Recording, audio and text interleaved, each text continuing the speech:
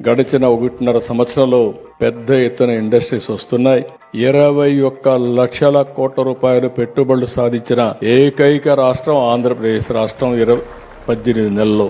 ఇది కూడా వస్తే ఇంకా ఇన్వెస్ట్మెంట్ ఎక్కువ వస్తే తర్వాత సర్వీస్ సెక్టర్ కూడా మనం ముందుకు తీసుకుపోవాల్సిన అవసరం ఉంది. మనం ఏమాత్రం ఆలస్యం చేయడానికి వీలు లేదు. మొన్నటి వరకు రాష్ట్రంలో చూశారు 3 రాజధానులు, అదే మహాకుట్ర.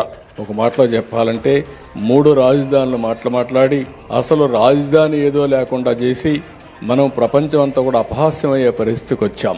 కనీసం మీరు రాజధాని పేరు చెప్పలేకపోతున్నారని.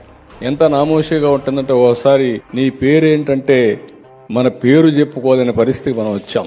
ఎక్కడి నుంచి వచ్చావంటే ఆంధ్రప్రదేశ్ రాష్ట్రం అంటే మీది ఎక్కడ రాజధాని అంటే చెప్పలేని పరిస్థితిలో ఉన్నాం. ఈ రోజు గర్వంగా చెప్పగలుగుతున్నాం మా రాజధాని అమరావతి అని. చెప్పడమే కాదు ప్రతి ఒక్కరూ గుర్తించే పరిస్థితి తీసుకొస్తాం.